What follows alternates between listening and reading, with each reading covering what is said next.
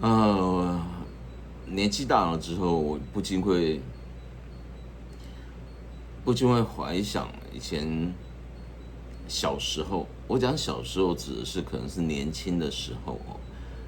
所吃过的一些美食，那些东西呢，呃，即便放到现在，我都觉得它应该还是很好吃的东西。里面当然有怀旧的情怀在里面了，但是更基本的是对于这个食物美味的一个基本认知哈。我的意思是说，只要是一个美味的东西，它不是随波逐流，而不是一个什么某一个时期的一个呃讲蛋挞效应，我觉得不合适，因为蛋挞到现在都还有在卖，而且我觉得蛋挞真的很好吃。蛋挞效应虽然有它的一个另外一深层的，就是一个意义在，但是呢，回归到食物本身蛋挞是很好吃的。我们这边我就讲到蛋挞，我就举一个例子就是说我问过一个师傅我香港来的师傅，其实，在台湾吃的蛋挞，他都认为是不合格的。我说为什么不合格？他说他以前在香港有吃过的蛋挞呢，是那种酥皮蛋挞，酥皮就烤好了之后拿出来，刚出炉的酥皮其实就跟面包一样，刚烤热腾腾的，而且温度非常高各位知道蛋挞怎么做的吗？蛋挞简单讲，你把它想象成有一点像是布丁，或者把它想象成有一点像是那种蒸蛋那种感觉。也就是说，你要事先把那个蛋蛋液这个再加上糖啊，再加上牛奶啊，什么东西去调，香草啊什么去调，香草好像不一定要反正它有一定的比例就对了。还要再加一些其他东西这个我有点忘记，我自己有试做过，但是对我来讲困难点不是那个蛋挞液，而是那个酥皮，在家里烤箱很难做你当然可以去买了，但是反正我觉得那种东西我不喜欢这种做一半，然后自己只要做加工一点的东西，我不喜欢。真正好吃的蛋挞是那种烤出来的酥皮呢，它只有烤出来的酥皮中间它是一个凹一个洞在里面的就是像一个小的一个盆子一样烤出来的东西呢，这时候比如说一个炉子烤出来有30个，这时候他把那个蛋挞液拿出来的时候，是一个一个就是倒在上面，就是刚出，懂我的意思吗？不是在烤的时候把它倒进去，然后送进去烤，不是，是烤出来的时候，那个酥皮很烫的时候，再把蛋挞液倒到上面去，倒，这样的做法呢，蛋挞液不能倒得太厚免得它会不够熟。可是它倒得太薄也不行，就是太浅了也不行，就考验那个店家的技术。最好他说跟我讲说，最好是就是那烤出来这样热腾腾倒下去的时候，刚刚好把那个蛋挞的那个蛋液给凝结住。可是它又不是说真的凝固了，而是凝结，就是它还有点短，就是用注音来讲，就是有点端的那种短的那种感觉，就是它有一点像液体，又有一点像固体这样子。之后这时候拿起来吃，还要很小心会烫嘴。可是那种吃起来感觉就是真正蛋挞的原味，就是那种极致的蛋挞，这我很能理解各位只要去思考一下说，一般来讲，我们如果去日本料理店点那个蒸蛋的话，你会希望蒸蛋是早就蒸好放在那边拿出来，就是说它在保温的状态拿出来给你吃，还是说真正有一个店家他是现蒸的？我有吃过现蒸的那种蒸蛋真的很好吃就是说撇除掉那个调味的那些技术之外呢，这烹饪的过程呢，其实也是美味的关键之一。相对于来讲，其实就是我之前提到的说，美味的意义里面呢，温度是非常重要的。温度如果一旦不对，你吃起来的感觉就会不一样，不一样就是说比较不好吃，就是这样子。那由这个蛋挞呢，其实，我就回到我刚刚讲说，小时候就是我以前吃过的美味的东西呢，还有一样就是让我觉得现在台湾已经很难找到同样可以复制的制作方式了。这中间的差异不是说料找不到，而是说，如果他是一个有名的店家，他现在不可能这样做了，因为现在人讲究的是时间嘛，你不太可能慢慢去等。就算他标榜它是现炸的，但是人一多的时候，比如说你要做的是那种上班族或者是刚下班的朋友的生意的话，大概现代的人大概没有这个闲情逸致慢慢去等。可是事实上，这个东西就是要等去做出来才好吃嘛。什么东西呢？很简单的一个东西叫排骨饭。排骨饭，很多招牌会写现炸排骨饭，对不对？可是它真的能够现炸吗？现炸放了5分钟之后，它也是现炸，还是热热的啊。可是现炸真的现炸是应该是人就客人等了之后来了点了之后，他再把一片猪排拿一片排骨拿去炸。我记得以前我在念大学的时候呢，我大一下午就在外面租房子了，那时候。家里的不是家里，那租的地方底下有一个卖排骨饭的，他是一对夫妻在经营的，应该当时年纪应该都差不多30几、40左右，反正人我的还有一点印象，但是很模糊了，毕竟是很久以前的事情。可是那个排骨的味道，我到现在还深深的记得，而且很怀念，非常怀念。为什么呢？因为它的排骨饭呢很简单，就是一个瓷盘，你去点的时候呢，基本上就是它就只有排骨饭，没有别的东西。有弄一个清汤，就是那种一般的汤让你去喝的，然后就像自助餐的那种汤一样。可那都不是重点，重点在于说它就只有那个汤，还有排骨饭，没有别的东西可以点。所以你去那边呢，基本上就是吃排骨饭，好像当时好像是35块钱一克吧，我忘记了，大概这个价钱。其实台湾的物价这几年有上涨很多吗？我觉得还好，因为比较以前跟现在，我讲以前是我大学时代是30多年前的事情了，都快要40年了，结果现在排骨饭也好像没有贵到哪里去啊。没有到说什么200块、300块没有嘛？中间台湾有一段时间是经济停滞不前的。走到那个店里面呢，你当然你也不用问他，他也不会问你，就是我们家就只有卖排骨饭而已。然后进去之后呢，他那排骨是现炸的。台湾其实，在台北还有一些店，当然乡下的地方一定会有了，但是我讲台北。好像有一个叫武昌排骨饭的吧，在那个台北东区有一个武昌，就是武昌起义那个武昌排骨饭，那家排骨饭我觉得很好吃，但是它的缺点是它的排骨太薄了，比较没有肉汁哈。但是那个也是现点现做，我觉得还不错。通常我去那边都会买2个，为什么？因为我都想说去那边已经很难得去那边，就会买一个吃，然后另外一个带回来。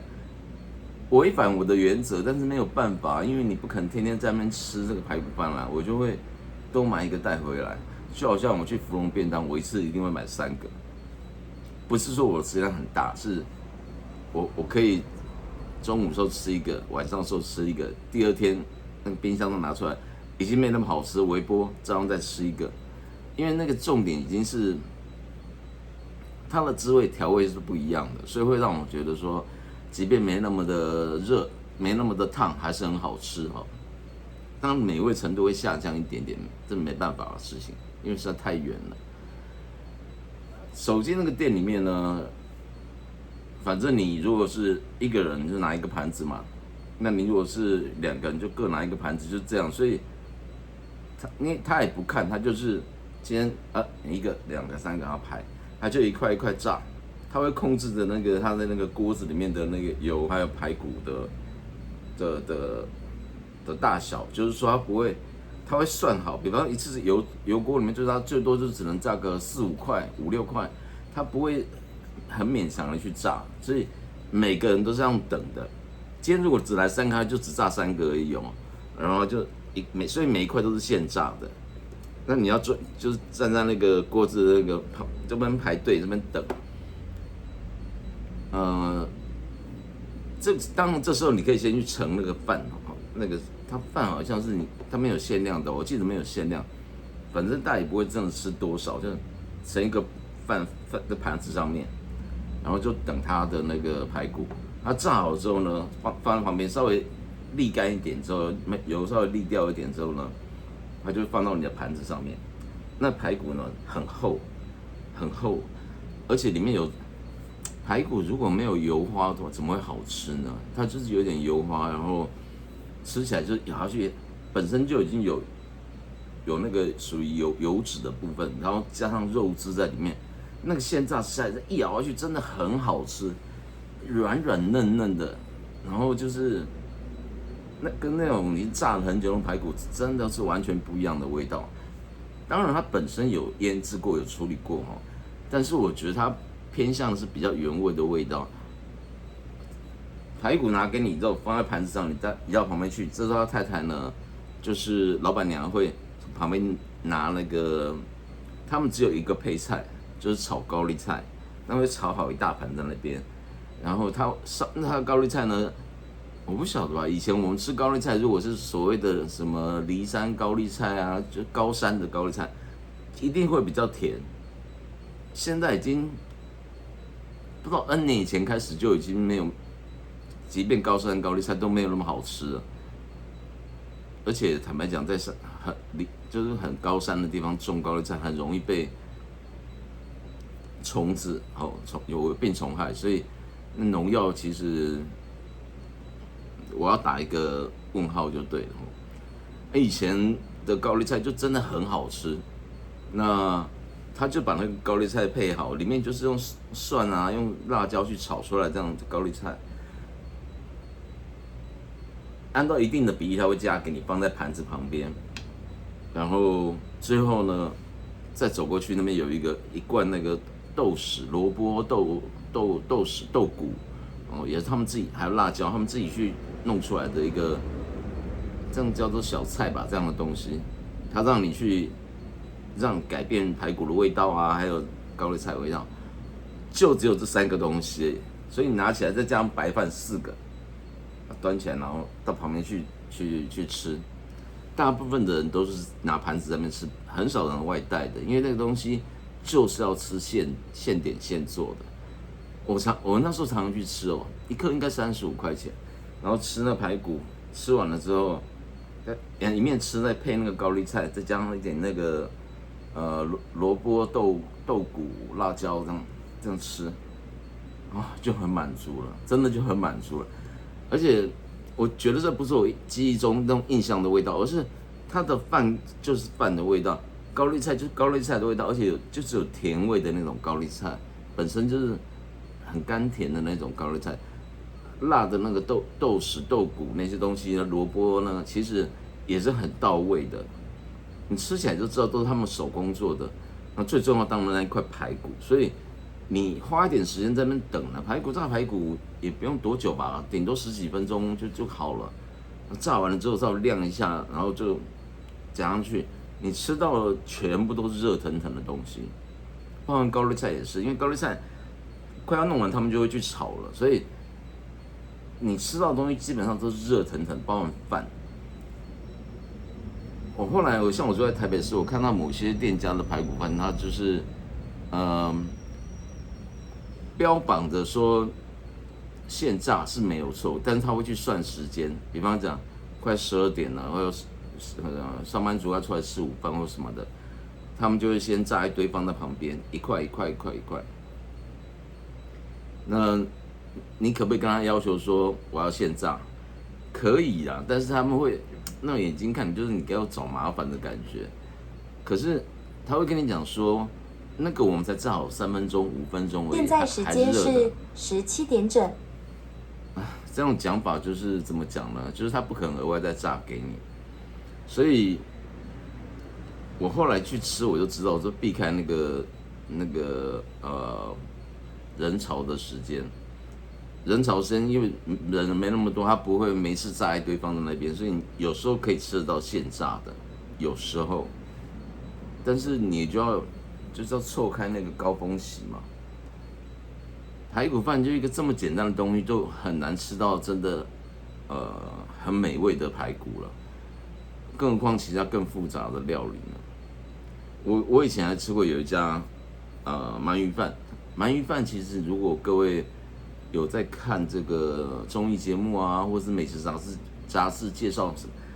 或是在专门讲日本的，他们的鳗鱼基本上就是现烤的，所以它有一句话什么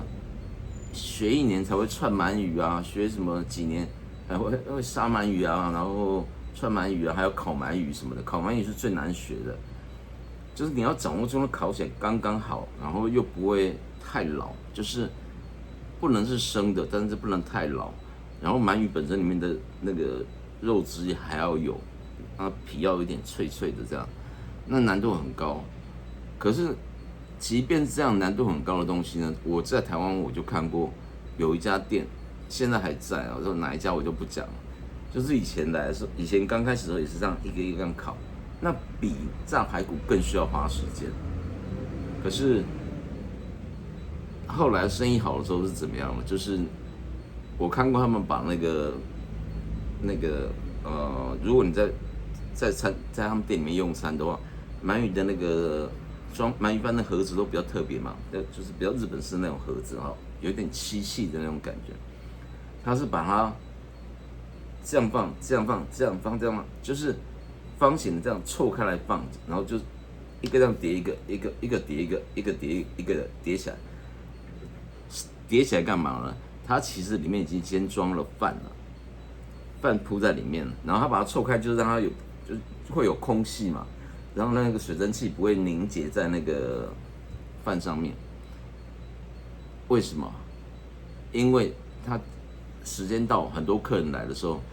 他就可以把烤鳗鱼就是赶快放上去，然后就出菜。饭会这样去弄。鳗鱼它绝对你很难，当然它吃起来是热热的，但是绝对不是一份一份做出来的，是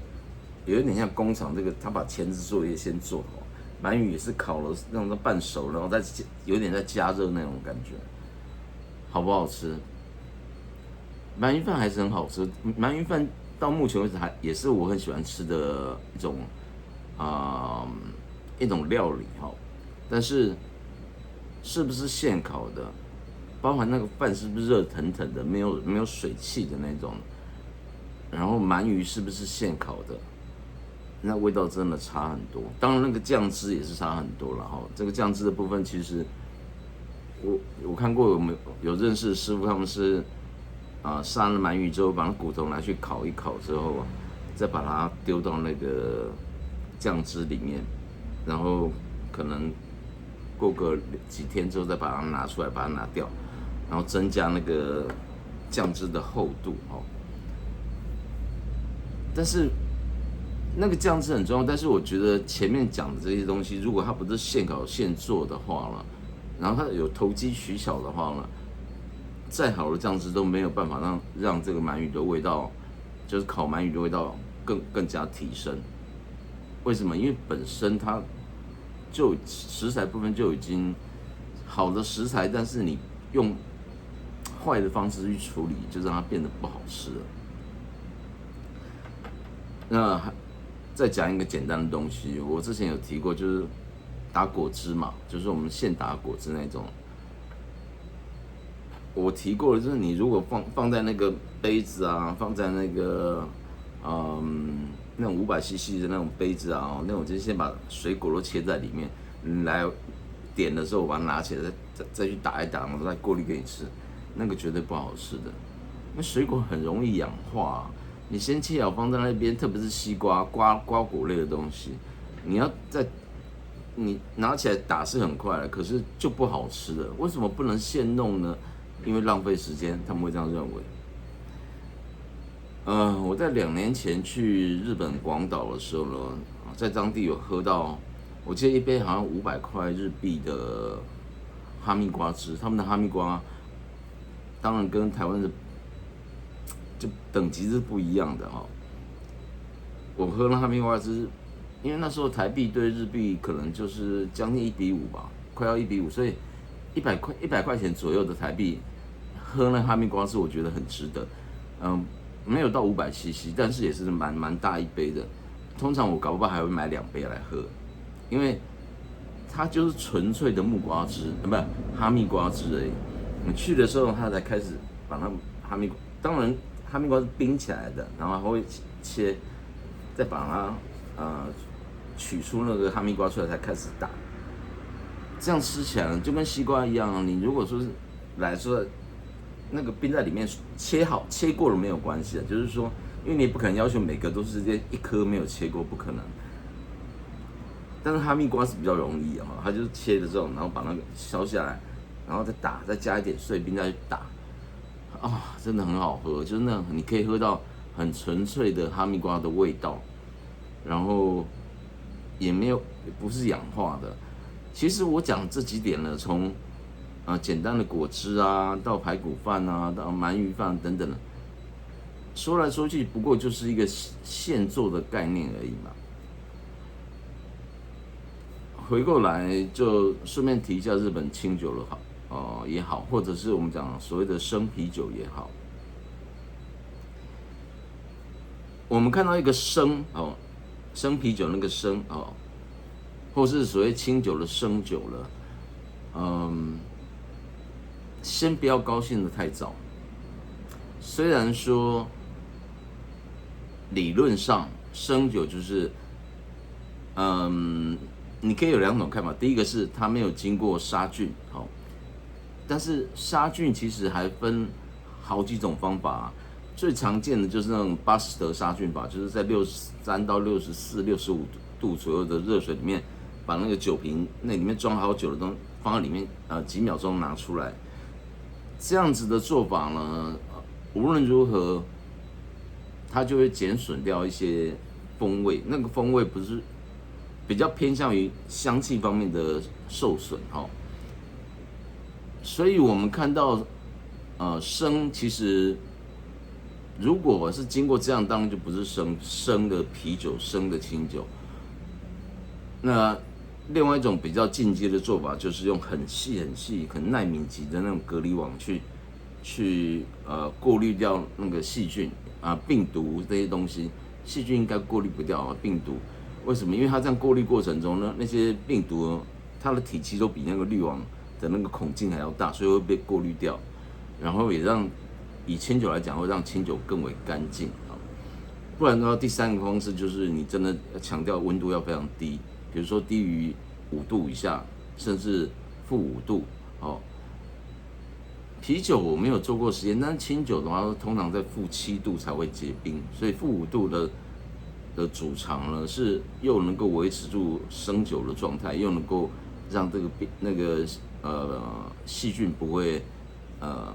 漫生不会影响到它的品质。这里呢，这一集就乱扯了，但是也讲了快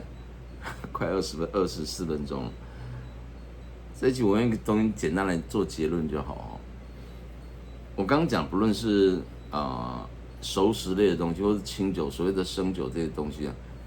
我刚刚提那种生的清酒呢，你如果喝过生啤酒，你觉得生啤酒比比一般的啤酒好喝的话呢，那生的清酒呢？我讲生的清酒，不是说它上面真的写一个生，而是最好是在现地，就是在酒厂附近喝。如果你有幸被邀请进去喝过那种刚榨好的那个清酒的话，你还没有喝完就闻到一股很浓很浓的哈密瓜、苹果啊等等的香气，真的那个味道是完全跟一离开了这个酒造，特别是还运到外县市或运到外县市，我刚刚讲的日本啊，或者是运到台湾来，那就那种生的味道基本上大概都至少要打8折以上，至少哈。真正的日本清酒，如果各位有去看过它的发酵现场的话，进到那个发酵室，就是发酵室，它有一桶一桶的那个清酒在发酵。当然本身有温控嘛，但是里面就可以闻到各种各样子的那种讲各种各样子，主要也不会就是像苹果啦，或者是红的苹果啊，或香蕉，或者是哈密瓜，差不多这几种味道混在一起，这样很香，非常非常香。我用一个东西做结论哦，就是说，刚刚我讲那个温度的重要，然后从美食到美酒，然后还有一样就是应该讲这几年吧，开始在流行所谓的熟成这种东西，熟成牛肉啊，熟成现在也有很多人在玩这个东西，可是我个人是觉得会有一点怕的。熟成是什么？熟成就基本上，请问你买一条鱼放在一夜干算不算熟成？算哦，但是一夜干它至少还有进盐水，就是盐会让这个足够的咸味会让这个细菌无法生长，大量繁殖。可是如果只是单纯的用温度来降温来熟成的话，还是会有风险的。其实他们一定要培养出细菌去分解这些不管鱼肉、牛肉这些肉类的蛋白质，把它分解为氨基酸，所以吃起来就是所谓氨基酸里面就是像谷氨酸，还有什么天门山东啊，什么天门冬酸那个，它本身就是吃起来会有一股鲜美的味道。而且第二点就是因为你的蛋白质被破坏掉了，链结被破坏，它变成氨基酸，就是有点像多糖变成单糖那种感觉，所以你吃起来那种口感就不会那么的，你必须要用咬，而是你可能入口，他们讲到入口即化那种感觉。但是这个其实是真的要很小心啦，因为第一个台湾很热，那你说我都在温控的冷藏库里面啊，是没有错，但是就你不可能都从头到尾都在里面，你总是会进进出出嘛。我觉得台湾天生在做这种东西就要特别小心，海鲜类的东西，因为台湾夏天时间很长，而且很热，而且台湾人做事比较随性一点那种所谓的熟成的过程呢，我之前有提过了，熟成跟腐败只有在一线之隔而已，只有一线之隔而已。这一点各位去想想看就知道了。腐败其实也是把东西把它分解的一个过程那熟成也是，只是熟成是走到某个程度而已。但是你要怎么去掌握住这个程度，就跟师傅还有制作的人的技术很有关系。当然跟这个你的设备也是很有关系啊。这一集讲起来好像没什么重点，但是我只是简单提一下有关于这个温度啊，还有以前记忆中的一些美味的料理，然后现在比较难找得到了。然后难找得到原因，并不是因为这个材料已经消失或什么，不是，而是在越来越讲究快速的这个时代呢，很多东西就是细节被忽略掉了。细节被忽略掉呢，东西的好吃或不好吃，其实往往就差在细节而已。我是海恩填土之道有道理，我理想中的餐酒生活，拜拜。